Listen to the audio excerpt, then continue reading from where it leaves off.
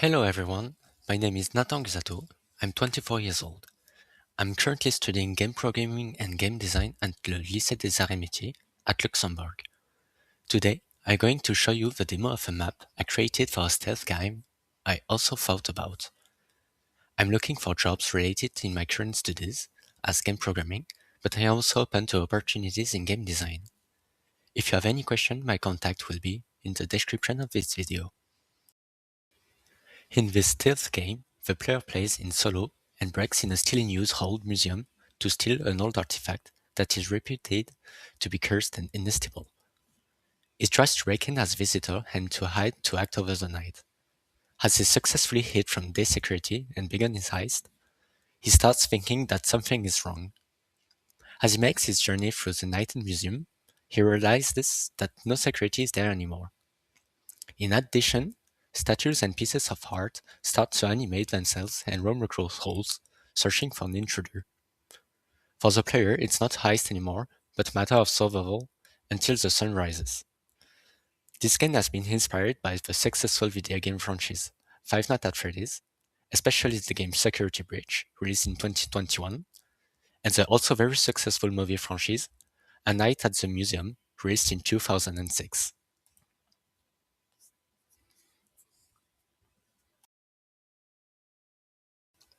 This is the paper design of the first version of the map I created.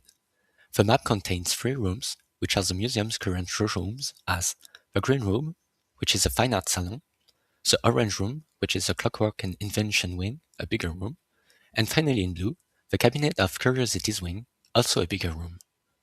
Everything is connected to an immense hall, which contains the stairs, leading to upstairs and downstairs, the secretariat, who welcomes visitors and tourists, and the kiosk that sells exposition flyers, guides, and goodies about current expositions and about the museum itself.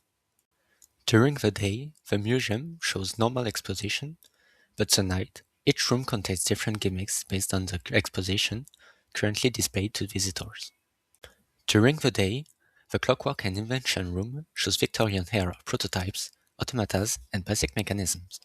However, during the night, automata wind themselves up, clocks descend and start going backwards, and mechanical limbs cruise independently.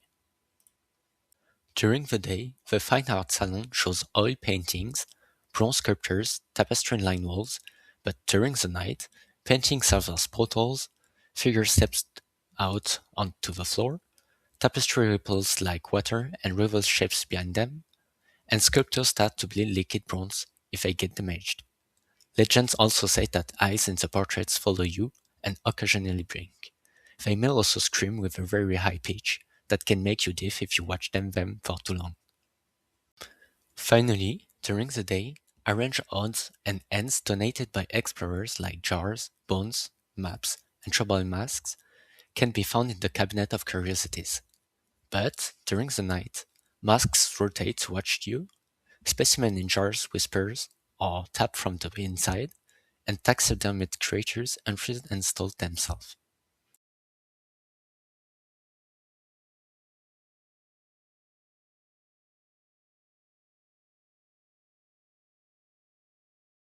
In this game, there are 4 different creatures that can kill the player.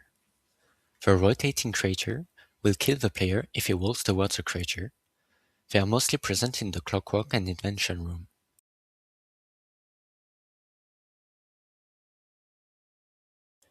The patrolling creature follows the same path, and after it reaches the end of it, get back to its starts.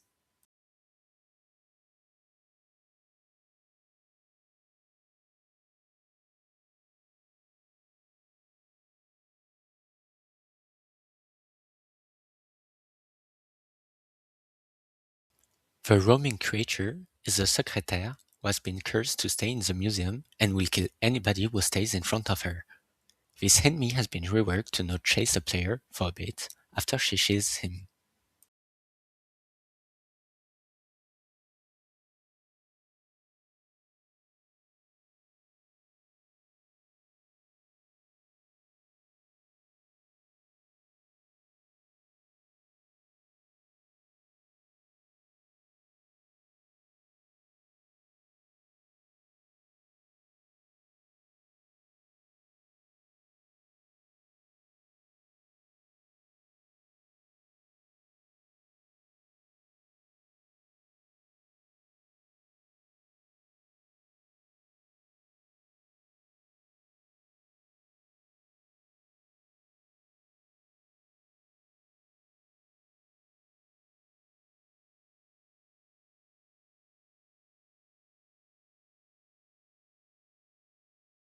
This portrait will often blink their eyes and kill the player if he dares to walk in front of it.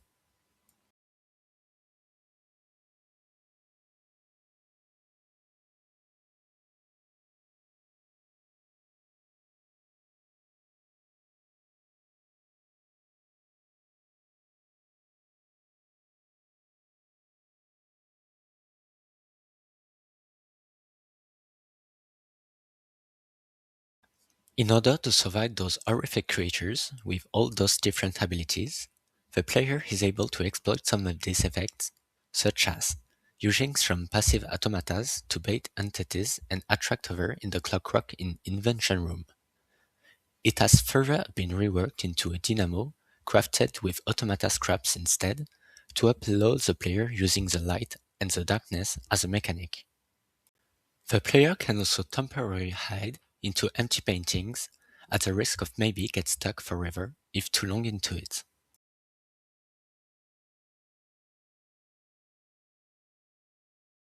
Finally, the player can risk itself at wearing an ancient tribal mask and get the power of old shaman as getting hints of nearby entities, but also attract other entities.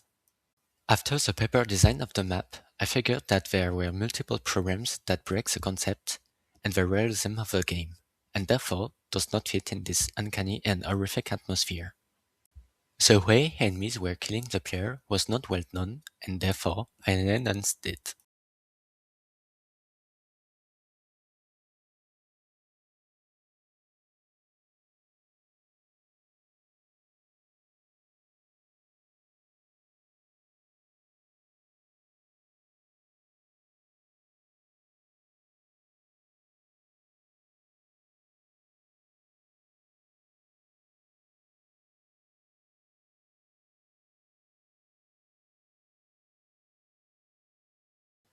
On paper, I have put waiting lines to disable the player to go some ways, but in reality, a normal person will simply jump above or sneak under to go through.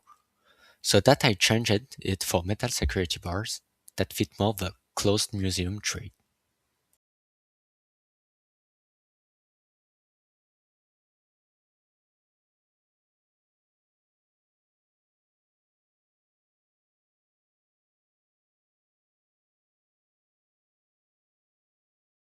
The layout was not well proportioned, and some rooms were too small. The player, in order to complete the game, didn't need to go through every room, which is not ideal. I did I decided to move some exits and have put the stairs in the clockwork and invention wing, so as a cabinet of curiosity wings.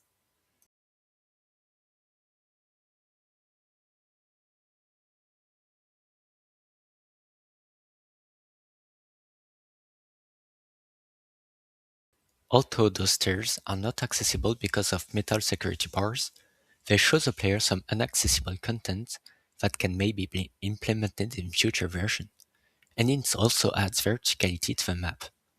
Design-wise, they give me solutions if I want to create further elements or levels.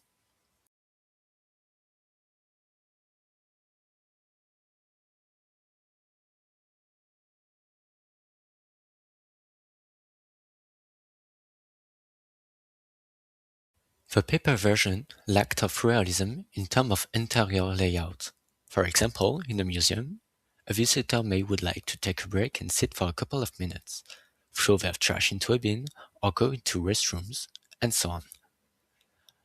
For example, the secretary would need a desk to work on, but also drawers to put their documents in, etc.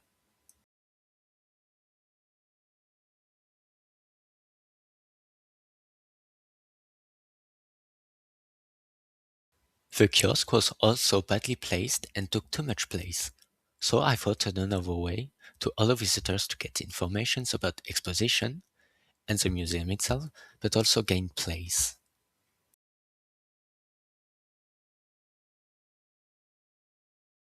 The lightning was essentially coming from the sky, so I chose to close the end space to put an artificial lightning with neons.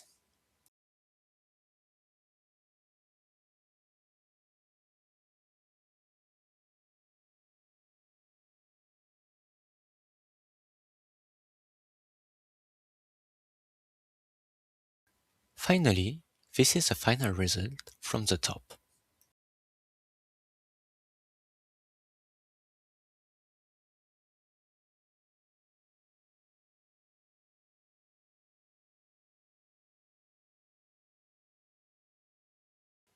And now, I will show you how my map can be played with this amazing gameplay.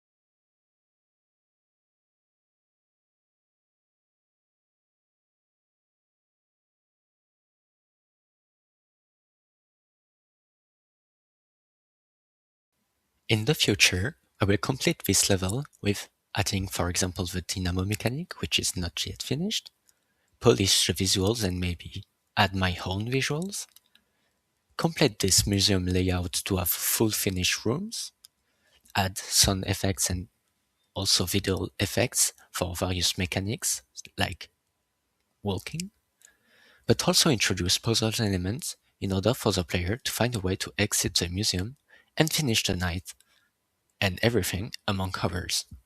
Thank you for your attention. If you desire to follow my work, give me any feedback, check what I already worked on, or what I will do in the future, You can take a look or contact me with medias I put in the description of this video. Take care and don't forget to touch grass. Bye everyone.